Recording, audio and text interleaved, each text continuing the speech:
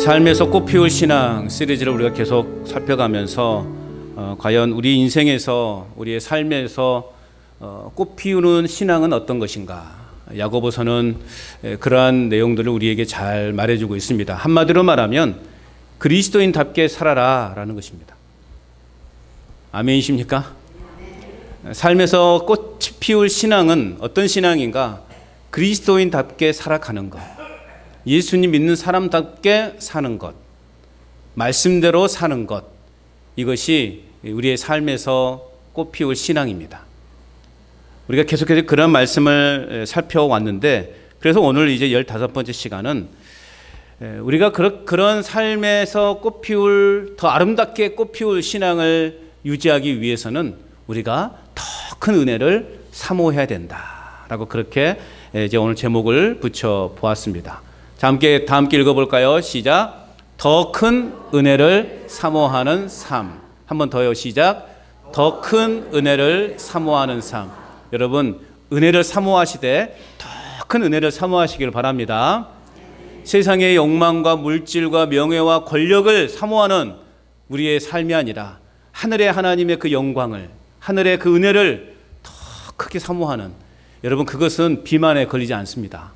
우리가 많이 먹고 많이 얻으면 이게 육신의 비만이어서 건강을 사랑하게 되는데요, 여러분, 은혜는 결코 비만이 없습니다. 예? 많이 드실수록 좋은 겁니다. 예? 그래서 하나님의 은혜를 마음껏 사모하시고 그 은혜를 마음껏 즐기시길 바랍니다. 그래서 신약 성경에 자주 쓰이는 단어가 뭐냐면 카리스라고 하는 단어예요.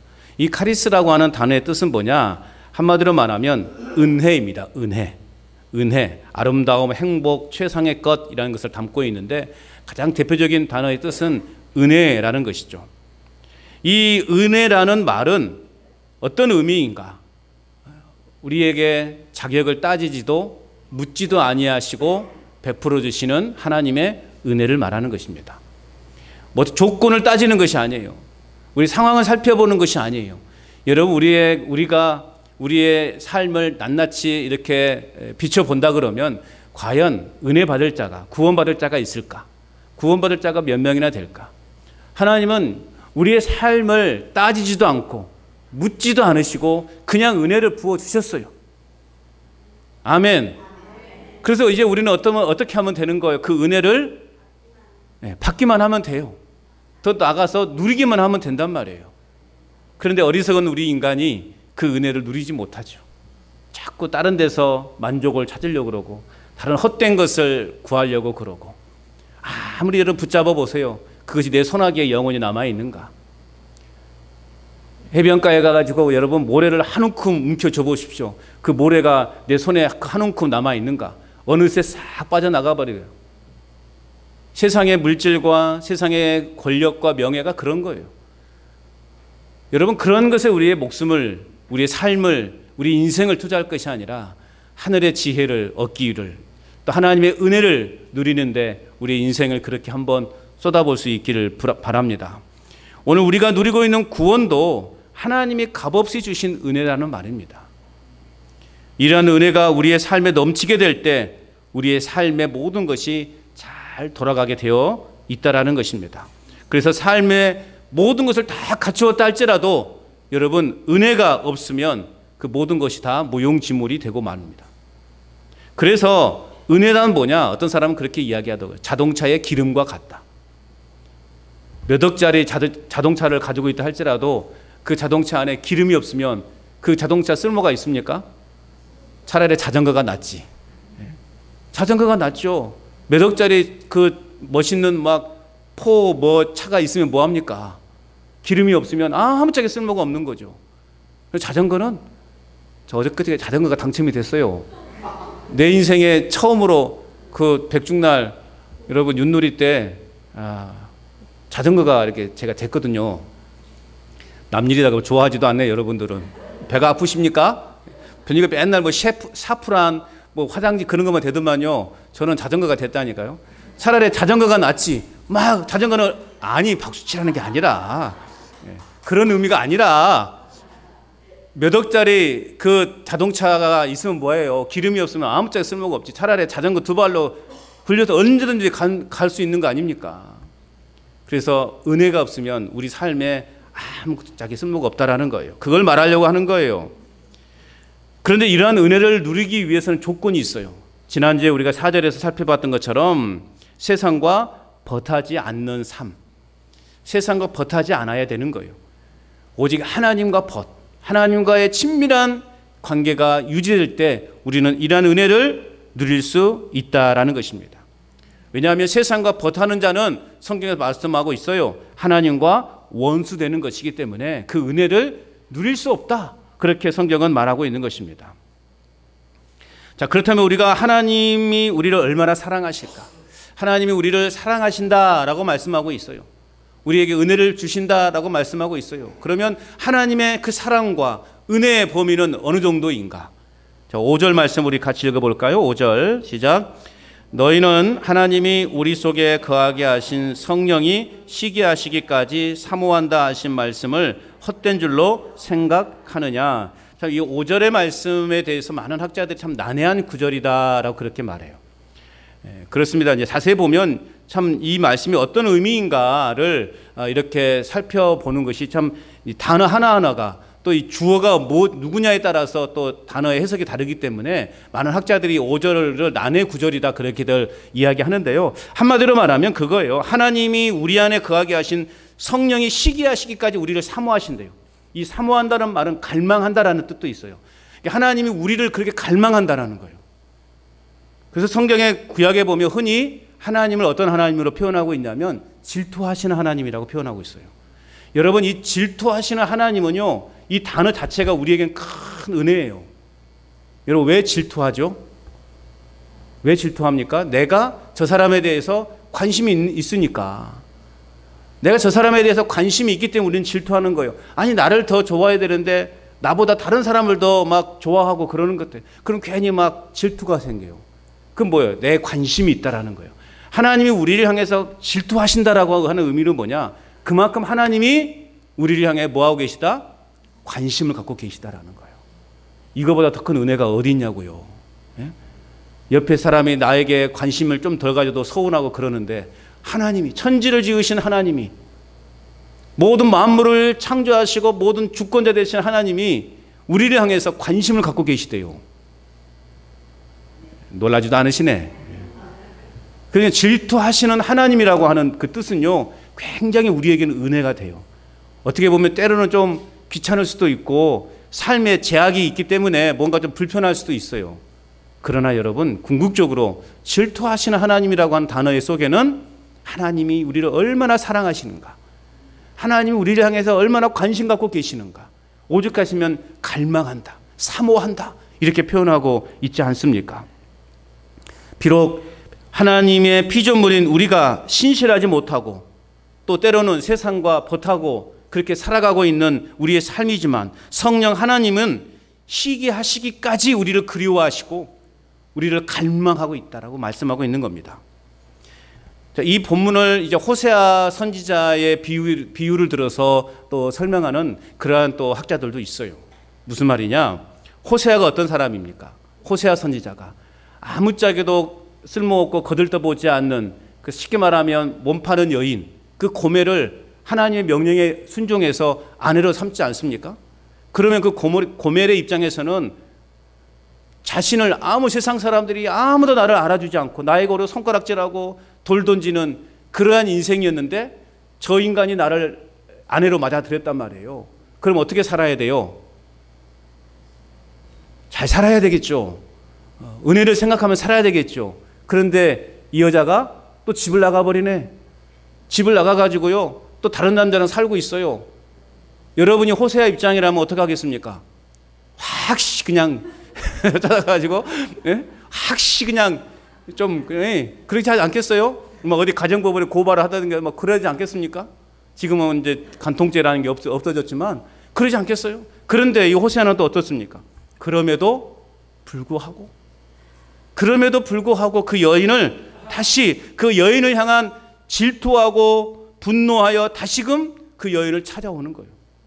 여러분, 집을 나간 이 가늠한 여인 고멜, 당시에 율법상으로 보면 이 여인은 돌에 맞아 죽어야 되는, 가늠한 자는 돌에 쳐 죽이라고 말씀하고 있기 때문에 돌에 맞아 죽어야 될 여인이었어요. 그런데 호세아는 그 여인을 다시금 아내로 맞이한다는 거죠. 오늘 이 고멜이 누구냐? 바로 우리 자신들이고 우리 교회란 말입니다.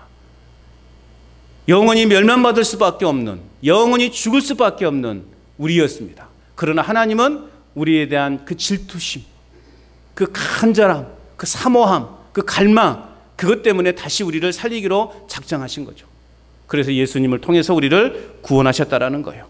그럼에도 불구하고 하나님은 그러한 우리를 영원히 버리지 않으시고 속이 타들어가는 남편처럼 우리를 향한 그 간절함을 소유하고 계시다라는 것입니다. 그만큼 우리를 사랑하시고 우리에 대한 관심을 갖고 계시다라는 것입니다. 그래서 야고보는 세상과 벗어서는 안 된다라고 그렇게 강조하고 있는 거예요. 비록 우리 자신들이 세상과 벗하여 하나님 앞에 죄인의 모습으로 서 있지만 그럼에도 불구하고 위로부터 하나님이 주시는 지혜로 살게 되면 우리는 더 큰 은혜를 누리며 살아갈 수 있다라는 것입니다. 이것이 바로 성경이 말하는, 오늘 본문이 말하는 은혜인 것입니다. 자, 또 6절 말씀을 읽어볼까요? 6절 시작. 그러나 더욱 큰 은혜를 주시나니 그러므로 일렀을 때 하나님이 교만한 자를 물리치시고 겸손한 자에게 은혜를 주신다 하였느니라. 자, 우리가 하나님께서 우리에게 묻지도 따지지도 않으시고 우리에게 은혜를 베풀어 주셨다라고 말씀했어요. 우리는 그 은혜를 누리면 되는 거예요. 그런데요, 그 하나님의 은혜를 누림에 있어서 정말 그 은혜를 막는 무서운 함정이 있어요.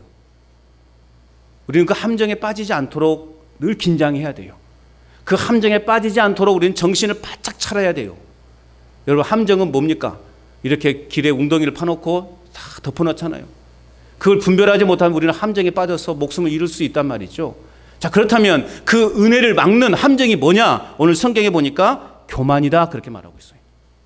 여러분, 교만, 이거 그냥 이게 그냥 단어 교만으로 끝날 것이 아니라요. 이 교만하고 교만이라고 하는 이 단어의 의미 속에는요, 굉장히 무서운 것이 있어요. 교만은 언제든지 우리가 하나님께로부터 멀어지게 만드는 무서운 함정이라는 거예요. 또한 교만한 자는 세상과 벗됨으로 하나님과 원수된 자를 말해요. 여러분, 세상에서 가장 무서운 게 뭘까? 내 인생에서 가장 무서운 게 뭘까? 내가 지나가다가 혹시 누굴 또 불량자를 만나서 터져서 무서워. 그게 무서운 것일까? 내가 혹시 큰 질병에 걸려서 내가 목숨이 끝나는 것이 아닌가에 대한 그게 우리에게 정말 두려운 것인가? 여러분, 그것들은 일시적인 것에 불과합니다. 가장 두려운 것이 뭐냐? 하나님과 멀어지는 거예요. 하나님과 멀어지는 것. 이것이 우리 인생에서 가장 무서운 거예요. 우리는 이런 무서움에 해당되지 않도록 정신을 바짝 차려야 돼요. 왜 여러분 하나님과 멀어진 것이 무서운 것인가? 오늘 교만한 자는 하나님과 원수된 자들이라고 말했어요. 하나님은 이런 교만한 자를 물리치신다라고 말씀하고 있어요. 물리치신다라는 말은 어떤 의미인가? 적을 대적할 때 쓰는 용어예요. 적이에요, 적. 적은 어떻게 해야 돼요? 적은 싸워서 이겨야 되는 거예요. 적은 물리치신다. 하나님은 그래서 결국 교만한 자를 무엇으로 보고 있단 말이에요? 적으로 보고 있어요. 적으로. 우리의 적을 물리쳐야 되는 거예요. 하나님은 그렇게 교만한 자를 적으로 보고 있다는 거예요. 반드시 내가 물리쳐야 할 대상으로 하나님은 보고 있다는 거예요. 그러니까 여러분, 교만한다는 것이 얼마나 무서운지를 우리는 다시 한번 깨달아야 되는 것이죠. 다윗에게는 교만한 아들이 있었고 겸손한 아들이 있었죠. 교만한 아들은 누구입니까? 압살롬이죠. 또 겸손한 아들은 누구예요? 솔로몬이죠. 압살롬이 얼마나 교만했던지 아버지 다윗의 그 왕위의 자리를 빼앗고자 쿠데타를 일으켰어요. 그래서 아버지 다윗은 그 아들의 그 죽음, 그 위협 앞에 도망 다녀야 되는 시세가 되고 말았어요. 우리가 지금 토요일마다 시편을 함께 나누고 있는데 그 시편의 내용을 보세요. 아들의 압살롬에게 쫓겨난 다윗의 심정이 어떠한가를 시편에서는 잘 표현하고 있어요. 참담한 일이죠. 아들에게 쫓겨나야 하는 그 신세. 그러나 그 쿠데타는 결국 실패로 돌아갔고 압살롬은 비참하게 생애를 마감해야 됐어요. 그럼에도 불구하고 아비인 다윗은 이 압살롬의 죽음 앞에서 어떻게 합니까? 내 아들 압살롬아 통곡하는 거예요. 그래도 아들이라고. 이게 또 부모의 심정이고 하나님 아버지의 마음이겠죠. 여하튼 교만했던 압살롬은 결국 비참한 인생을 살고 말았습니다. 그러나 다른 아들 솔로몬은 그가 왕이 될 때 뭐라고 말하냐? 나는 부족하고 나는 어린아이와 같습니다 라고 그렇게 늘 고백했던 솔로몬이었습니다. 이처럼 솔로몬은 겸손했어요.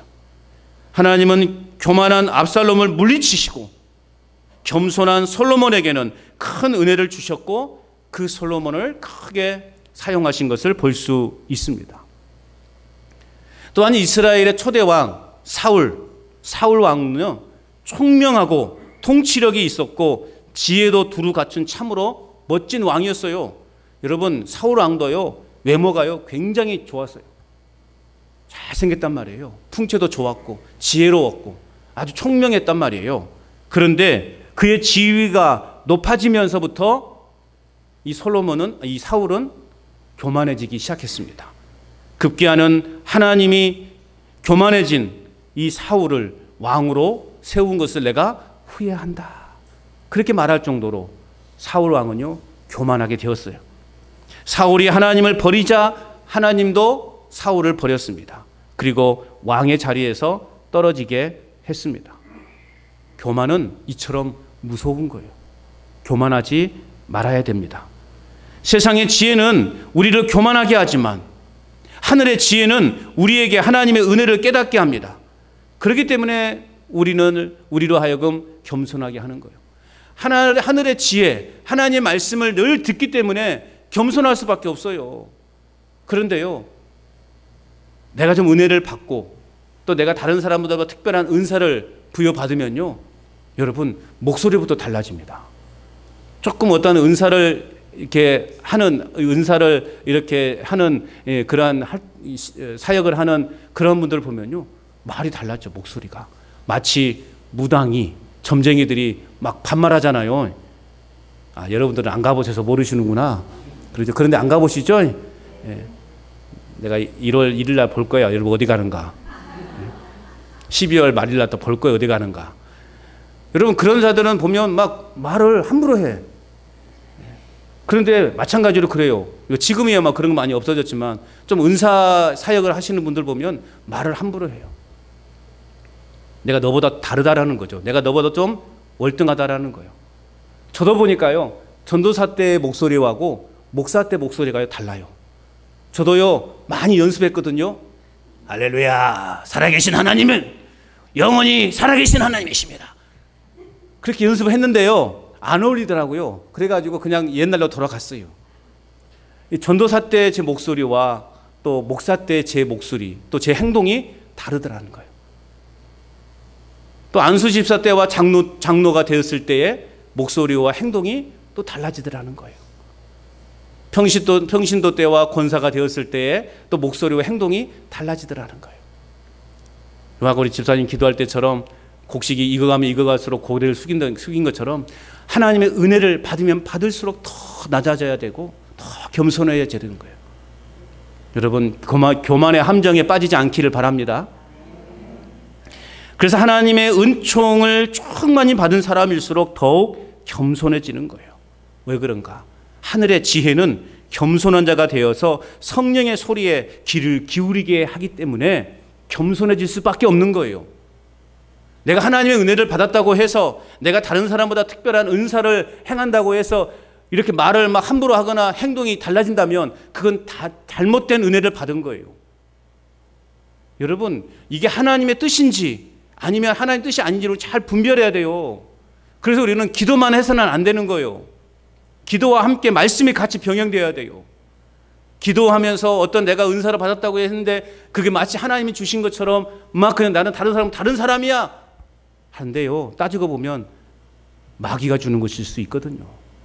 그래서 우리가 하나님 기도하다가 어떤 환상을 보거나 어떤 음성을 들었다 그러면 반드시 말씀과 함께 말씀 속에서 이게 정말 하나님이 주신 은혜인지를 또 우리는 분별할 수 있어야 되는 것입니다. 그러지 않으면 우리가 교만해지는 거예요. 우리는 겸손해져야 되는 거예요. 그래서 하나님은 겸손한 사람에게 이전에 누렸던 은혜보다 더 큰 은혜를 주시겠다 약속해 주고 있습니다. 그러므로 겸손은 뭐냐? 하나님의 은혜가 들어오는 문이다. 겸손은 뭐다? 하나님의 은혜가 들어오는 문이다. 신학자 켈리는 이렇게 이야기했던 것이죠. 하나님은 이러한 자들의 겸손한 자에게 더 큰 은혜를 주십니다. 더 큰 은혜를 받은 자들은 어떤 자들이냐? 겸손한 자들이라는 거예요. 그러면 여러분 겸손하여서 하나님의 은혜를 사모하되 더 큰 은혜를 사모하는 저와 여러분 될 수 있기를 축복합니다. 그렇다면 우리가 더 큰 은혜를 얻기 위해서 우리가 어떤 노력을 해야 되는가? 우리가 좀 노력을 해야 되겠죠. 그냥 주시는 것이 아니라 어떤 삶을 살아야 우리는 더 큰 은혜를 누릴 수 있게 되는가? 첫째는요, 하나님께 복종하는 삶이어야 됩니다. 따라서 합시다. 하나님께 복종하자. 하나님께 복종하는 삶을 살아야 돼요. 7절 여러분 읽어봅니다. 7절 시작. 그런즉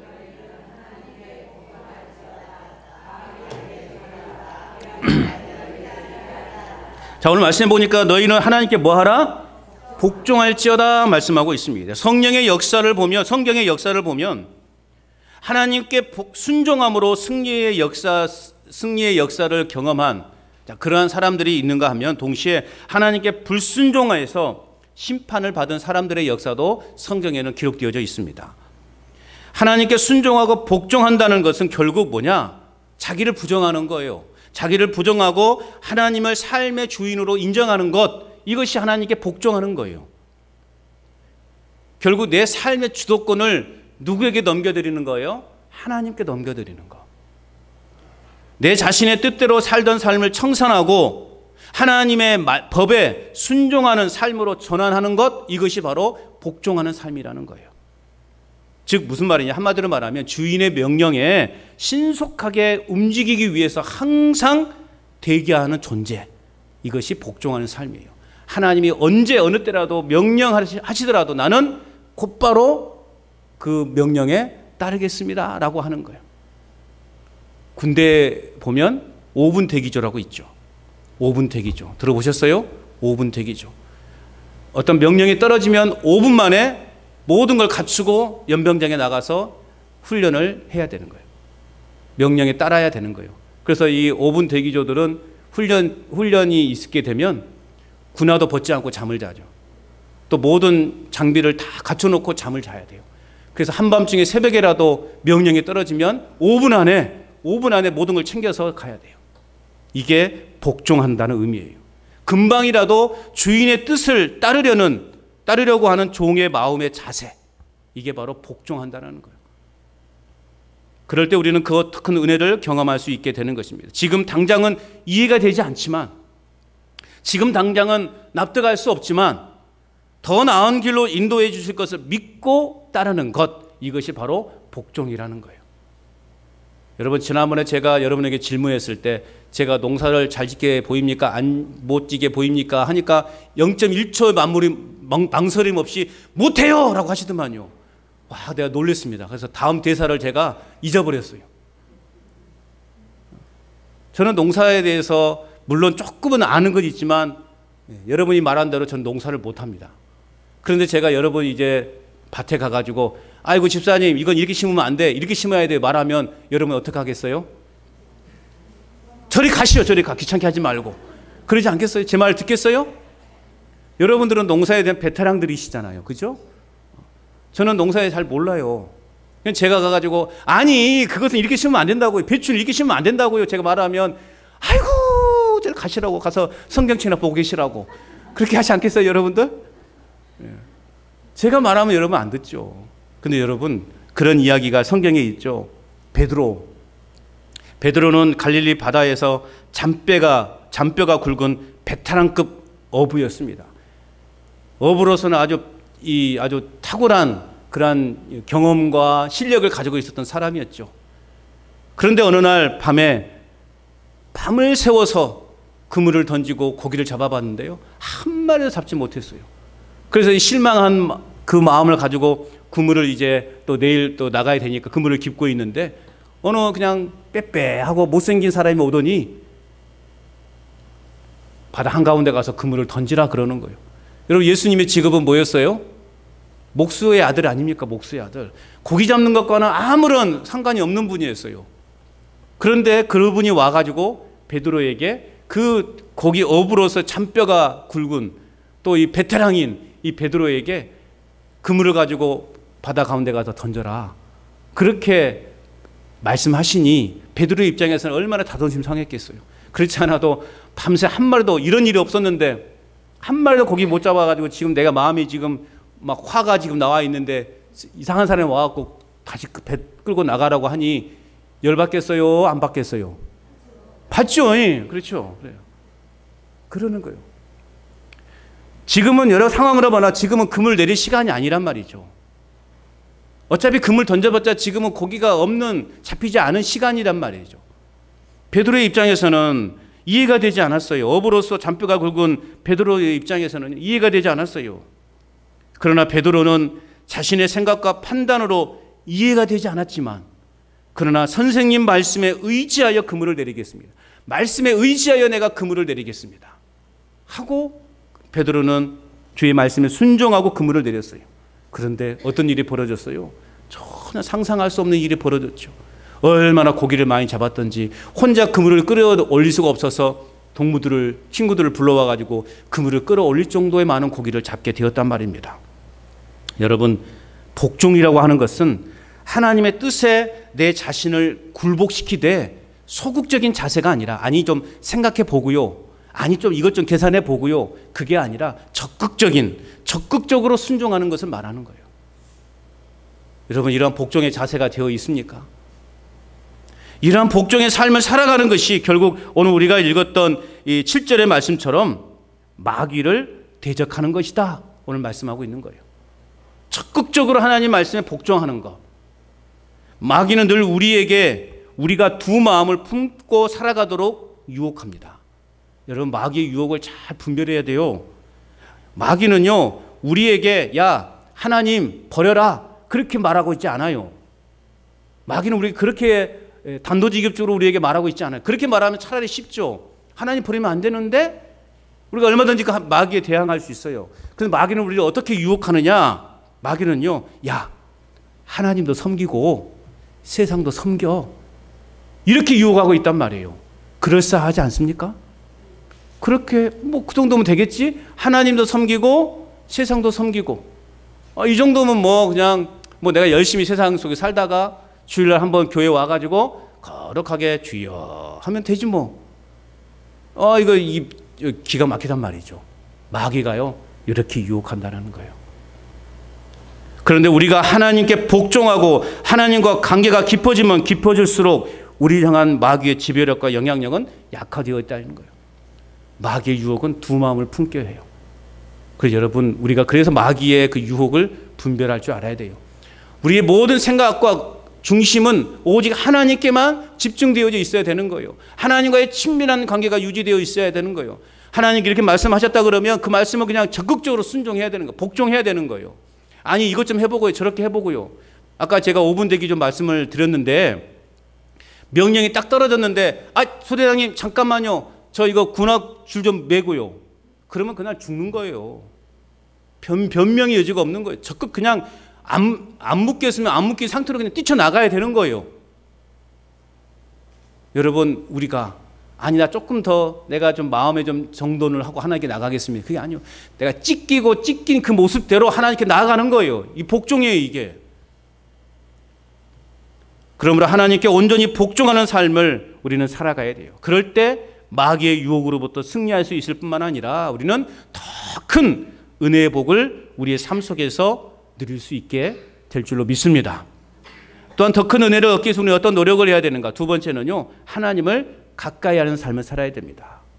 따라서 합시다. 하나님을 가까이 하자. 한 번 더. 하나님을 가까이 하자. 8절 시작. 하나님을 가까이 하라. 그리하면 너희를 가까이 하시리라. 죄인들아 손을 깨끗이 하라. 두 마음을 품은 자들아 마음을 성결하게 하라. 자, 좀 전에 마귀가 우리를 어떻게 유혹한다고 말씀드렸습니까? 벌써 잊어버렸죠. 5분도 안 됐는데 잊어버리네. 자, 어떻게 우리를 유혹한다고? 두 마음을 품게 한다고 말씀을 드렸어요. 두 마음을 품게 한다고 말씀을. 그래서 야고보가 뭐라고 말하고 있느냐? 하나님을 가까이 하라라고 그렇게 명령하고 있는 겁니다. 그러니까 우리가 하나님을 가까이 하면 하나님도 우리와 가까이 하신다. 그렇게 성경은 말하고 있는 것이죠. 또한 하나님이 우리와 가까이 하시면 우리는 어떤 삶을 살아갈 수 있느냐? 부족함이 없는 삶을 살아갈 수 있다라는 것이죠. 왜 그래요? 하나님이 우리의 목자가 되시기 때문에. 목자의 역할은 뭡니까? 양들에게 좋은 풀을 먹이는 것 아니에요? 우리의 목자가 되신 하나님이시니 우리에게 부족함이 없는 거예요. 또 우리의 삶의 인도자가 되어주시는 거예요. 우리의 보호자가 되시는 거예요. 그렇기 때문에 오늘 우리는요, 하나님을 가까이 하면 부족함 없는 이 삶을 살 수 있는 거예요. 유다의 히스기야 왕이 선과 정의와 진실함으로 행한 왕이라고 평가받고 있어요. 그는 왕이 되면서부터 뭘 했느냐? 그 아버지 그 아하스 왕의 망령된 일들을 청산하는 종교 개혁을 단행했어요. 성전을 성결하게 한 후에 히스기야가 처음으로 추진한 일은 뭐냐? 온전한 그러한 이스라엘을 위해서 번제와 속죄물을 드리는 일, 그것을 먼저 시행했어요. 즉 하나님과의 깨어진 관계를 회복하고 다시 언약 백성으로서의 새로운 삶을 이스라엘 백성들로 하여금 살아갈 것을 다짐하는 그러한 종교 계획을 단행했다라는 것입니다. 불의한 옛 삶과 죄의 습관을 청산하지 않고서는 여러분, 우리가 새로운 삶을 살 수 없어요. 세상 즐거움을 내려놓지 않고서는 하나님과의 온전한 관계를 회복할 수 없다는 말이에요. 세상 즐거움 다 버리고 세상 자랑 다 버렸네. 주 예수보다 더 귀한 것은 없네.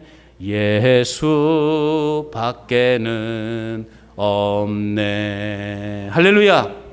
세상 즐거움 다 버리고 세상 자랑 다 버리고 오직 예수님만이 최고입니다. 오직 예수님보다 더 귀한 것은 없습니다 라고 고백하는 삶, 그런 삶이 여러분 마귀를 대적하는 것이고 하나님과 가까이 하는 삶을 살아가는 것입니다.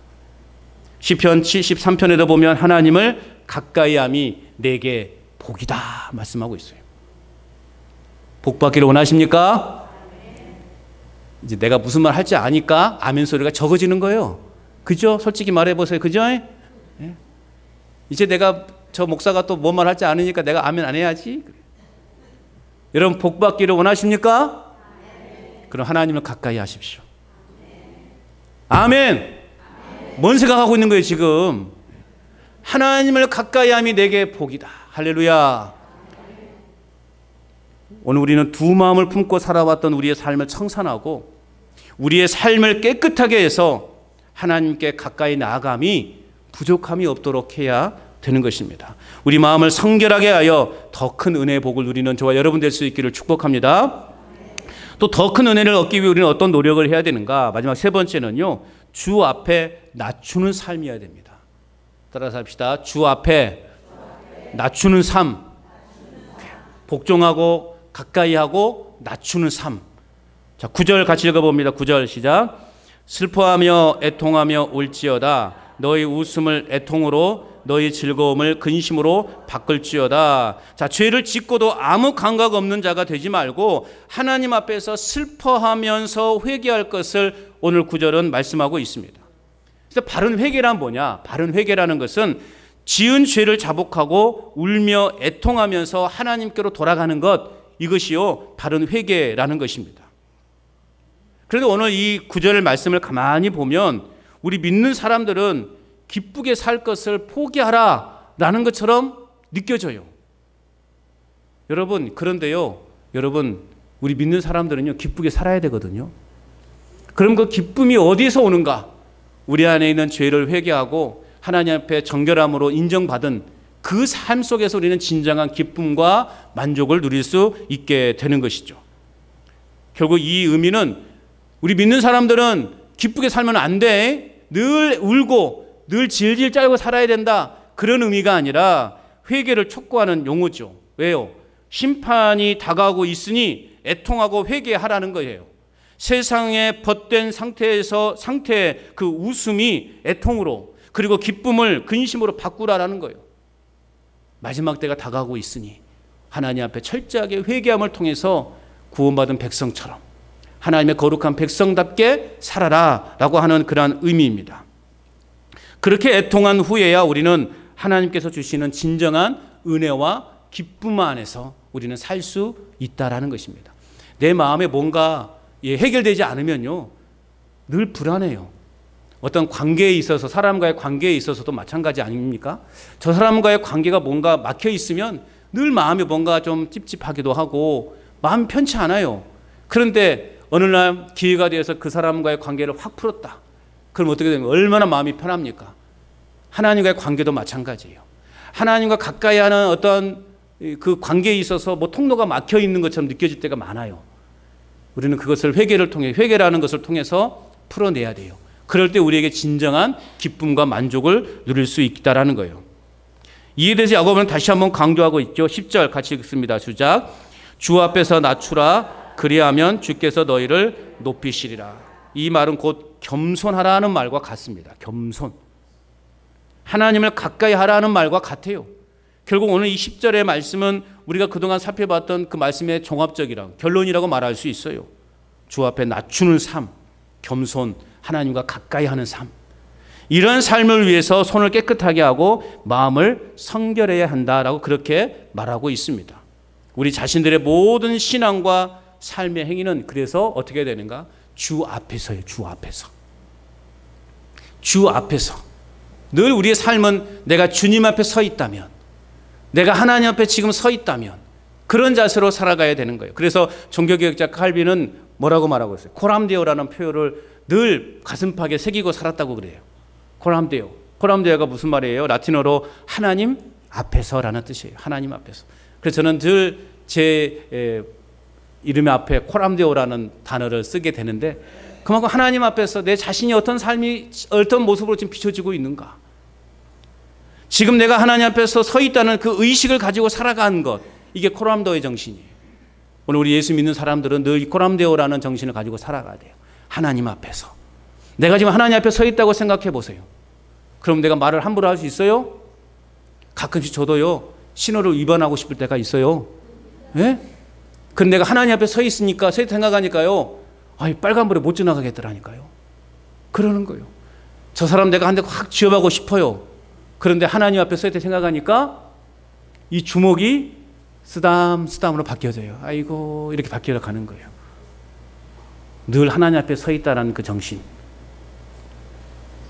하나님 앞에서 희쓰기 하는 선과 정의와 진실함으로 한결같이 하나님을 찾았고, 하나님 앞에서 한결같은 마음으로 행동했기 때문에 위대한 종교개혁을 이룰 수 있었습니다. 오늘날 우리 한국교회가 너무나 지금 세상 속에서 빛을 잃어가고 있어요. 다시 우리 한국교회에 생명의 빛을 발해야 됩니다. 그러기 위해서는 하나님 앞에서 모든 교회들이, 모든 종교 지도자들이 하나님 앞에서 내가 떳떳한가, 내가 하나님 앞에서 바로 서 있는가, 이 정신으로 지금 우리 교회가 다시금 회복되어져야 되는 거예요. 그동안은 하나님 앞에서가 아니었어요. 내 중심이었고, 내 판단이었고, 내 감정이었고, 내 욕망이었고, 내 탐욕, 내 탐심에 묶여서 호화호식을 누렸던, 그래서 종교라는 이름으로, 하나님이라고 하는 이름을 가지고 내 배를 채우고 우리 부를 누리는 그런 삶을 살았단 말입니다. 이제는 하나님 앞에서, 하나님 앞에서 이러한 종교개혁이 다시금 우리 한국교회 안에 일어나야 할 줄로 믿습니다. 그럴 때요, 하나님 앞에서 모든 종교 지도자들이, 모든 교회가, 모든 예수님 믿는 사람들이 하나님 앞에서 내가 지금 어떤 모습으로 서 있는가, 내가 하나님 앞에서 바른 신앙관을 가지고 살아가고 있는가를 우리는 다시 점검해 봐야 돼요. 그래서 낮춰야 돼요. 낮은 자리의 삶을 살아야 돼요. 얼마나 지금 교만해 있는지 몰라요. 하나님의 자리에 지금 사람이 앉아 있는 거예요. 이런 일이 어디 있습니까? 하나님 앞에서 낮추는 삶을 살아야 됩니다. 잠언 29장 23절 말씀, 사람이 교만하면 낮아지게 되겠고 마음이 겸손하면 영예를 얻으리라 말씀하고 있습니다. 하나님께서 높여주신다는 말이에요. 그런데 그동안 우리 한국교회는 자기가 어떻든 내가 높아지려고 수단과 방법을 가리지 않고 나는 높은 자리에서 내가 누릴 거 다 누리면서 내 욕망을 챙겼고, 내가 마치 어떤 이 나라를 그냥 귀 흔들 수 있는 그러한 능력자로 되는 것처럼 그렇게 교만하게 살아왔단 말입니다. 이제는 바뀌어야 돼요. 정말 우리가 한국 교회를 위해서 기도해야 됩니다. 목회자들을 위해서 기도해야 돼요. 예수 믿는 사람들을 위해서 기도해야 될 때입니다. 하나님 앞에서 바로 세워지는 한국 교회가 되게 해달라고, 하나님 앞에서 바로 세워지는 종교 지도자들이 되게 해달라고, 아니 하나님 앞에서 바로 세워진 내 자신이 되게 해달라고, 우리는 그렇게 기도해야 될 때임을 믿으시기 바랍니다. 여러분, 하늘 소망을 가지고 살아가는 것이 복 중에 가장 큰 복이며 은혜라는 사실을 여러분 믿으시기 바랍니다. 이 땅에 많이 쌓아둔 것 때문에 기뻐하며 행복해하는 삶을 살아가는 것이 아니라 오늘 우리는 하늘에 쌓아둔 것으로 진정으로 기뻐하며 행복해하는 삶을 살아가는 저 여러분 될 수 있기를 바랍니다. 더 큰 은혜를 날마다 누리며 소망하는 삶을 살아가기 위해서는 어떻게 해야 되는가? 따라서 합시다. 하나님께 복종하는 삶, 하나님을 가까이 하는 삶, 주 앞에서 낮추는 삶, 이런 삶을 살아갈 때 우리는 더 큰 은혜를 누릴 수 있고 더 큰 은혜를 받으며 살아갈 수 있게 되는 것입니다. 여러분, 우리에게 참 기쁨과 소망을 안겨주시기 위해서 주님은 이 땅에 오셨습니다. 그 주님을 바라보는 자만이 더 큰 은혜를 누릴 수 있고 더 큰 은혜를 소망할 수 있습니다. 여러분, 우리가 하나님께 복종하는 삶, 하나님께 가까이 하는 삶, 또 우리가 주 앞에서 낮추는 삶을 통해서 더 큰 은혜를 받아 누리며 그 은혜를 이제 주변에 흘려 보냄으로 하나님 앞에 잘했다 칭찬받는 우리 모든 주님의 백성들 될 수 있기를 주님의 이름으로 축원합니다.